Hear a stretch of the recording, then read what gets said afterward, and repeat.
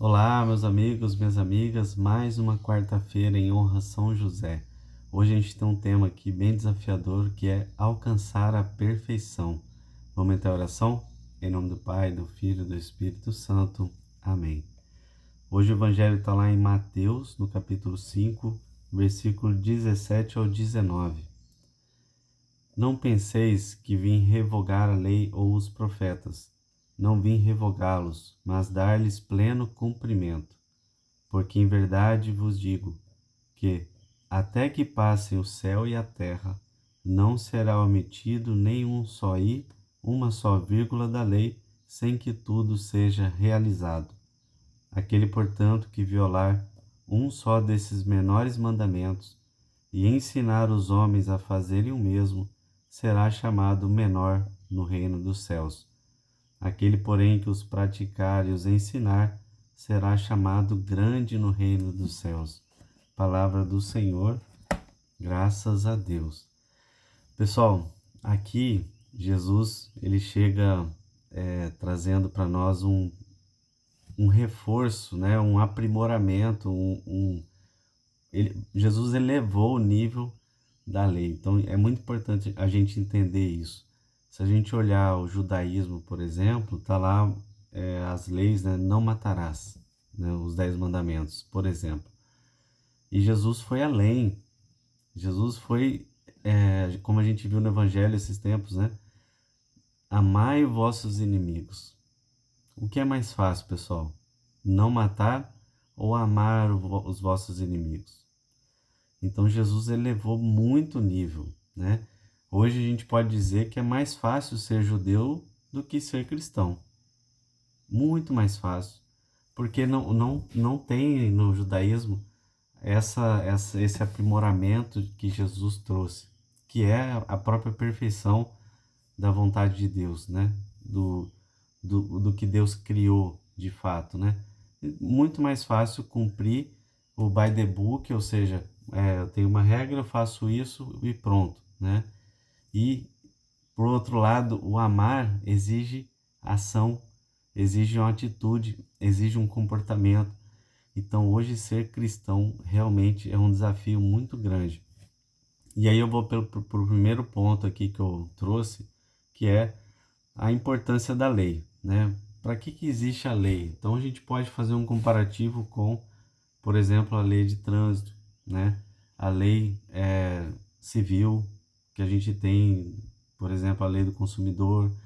Tudo isso são formas da gente conviver e viver de uma forma boa, né? De viver de uma forma melhor. Então imagine se eu não tivesse que parar no sinal vermelho. Certamente toda hora eu teria brigas, problemas, batidas de carro, acidentes, né? Mortes e por aí vai. Então a lei ajuda-nos a viver de uma forma pacífica, alegre, né?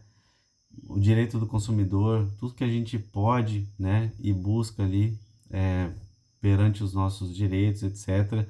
E aqui vem uma parte muito importante que eu quero dizer sobre a lei. Então, quando a gente olha para os mandamentos de Deus, né, e tudo que Jesus trouxe de aprimoramento também, de amar, de fato é o caminho para sermos felizes, né? Não só de forma individual, mas de uma forma como comunidade.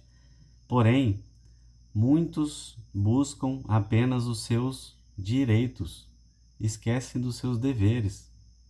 Pessoal, todos temos deveres. Antes de qualquer cobrança de direito, a gente precisa cumprir com os nossos próprios deveres.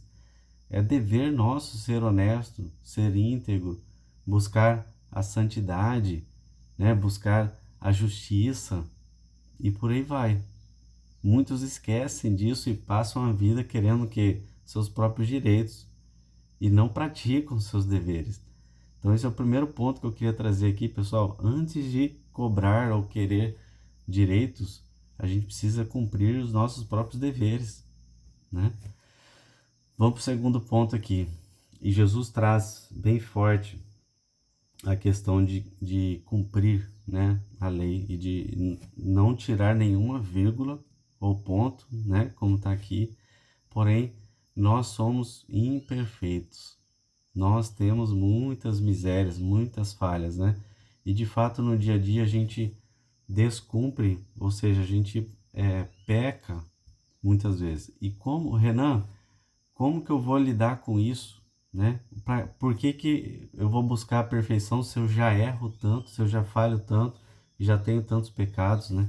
Então, eu tenho um livro aqui, pessoal, que eu gosto muito, A Arte de Aproveitar as Próprias Faltas.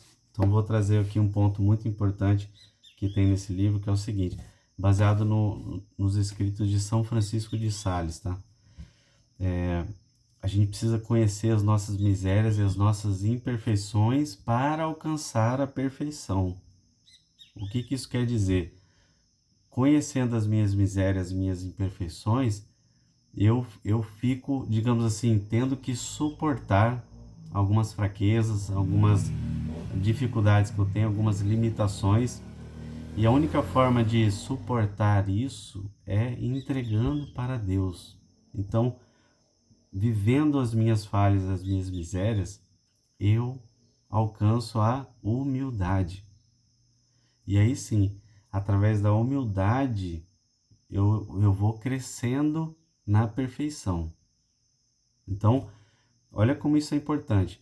Conhecer as minhas misérias, conhecer as minhas limitações, me ajuda a não ser vaidoso, não ser soberbo. O que Deus não quer na nossa vida é a vaidade, a soberba. Então, quando eu falho, é uma forma que Deus está permitindo para eu não cair na vaidade, na soberba, ou seja, eu reconhecer a minha miséria e de forma humilde, né, me arrepender e buscar a confissão. E quando eu vou me confessar, e aqui eu quero reforçar o sacramento da confissão, porque a gente está de fato no período quaresmal, e é um período para isso, né, para a gente arrepender e buscar a confissão.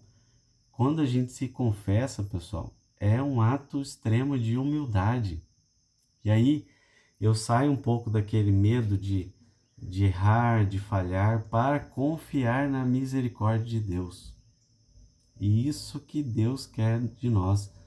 E quando eu dou esse passo, ou seja, me humilho, me coloco como humilde e vou buscar o perdão de Deus, a misericórdia de Deus, eu cresço em perfeição. Esse é o mecanismo, pessoal. É muito importante que a gente saiba viver. E aí, um fato muito importante, quando eu dou esse passo, ou seja, me arrependi, confessei, cresci em humildade, Deus me fortalece e aí eu olho para frente, não fico olhando para trás, né? Não fico com remorso, com dívidas, não, esquece, faz igual São Paulo, esqueço o que ficou para trás e olho para frente, olho para a meta, que é estar com Cristo, imitar a Cristo, o reino dos céus. Né? Esse passo é muito importante. Então, se a gente não confessa, olha o efeito trágico que tem isso. Se a gente não confessa, quer dizer o quê? Que muitas vezes eu não me arrependi, eu vivo na soberba, me conformo não com as minhas limitações, mas com os meus pecados. Isso é terrível, ou seja, eu não me liberto dos meus pecados, eu continuo com pesos, com aquele remorso que não sai, né? Como se eu estivesse carregando uma mochila nas costas cheia de pedras, sem perceber. E quando eu vou lá me confessar, eu tiro a minha vaidade, minha soberba, tiro essas pedras todas, porque Deus me perdoa, e eu, de uma forma muito mais leve, sigo no caminho da perfeição. E esse caminho da perfeição, ele é um caminho de passo a passo, né? Não é de um dia para o outro. Pode acontecer de um dia para o outro? Sim, por misericórdia divina. Por misericórdia divina. Como aconteceu, por exemplo, com Maria Madalena, né? Que era uma pecadora, tinha, enfim, muita história ruim e Deus a curou de uma forma extraordinária e ela se tornou discípula na mesma hora, né? Junto com Jesus e passou a viver com Jesus. O mesmo não aconteceu com Pedro, por exemplo. Pedro, Deus foi curando e convertendo Pedro ao longo de todo o caminho como apóstolo, até depois da ressurreição, né? Então, pessoal, vamos contar com essa misericórdia de Deus, mas antes eu preciso dar um passo de reconhecer minhas misérias, humildemente ir lá confessar, tá? Último ponto que eu quero trazer aqui. Aqui tem uma promessa, pessoal. A gente precisa confiar, entender isso. Olha o que Jesus diz.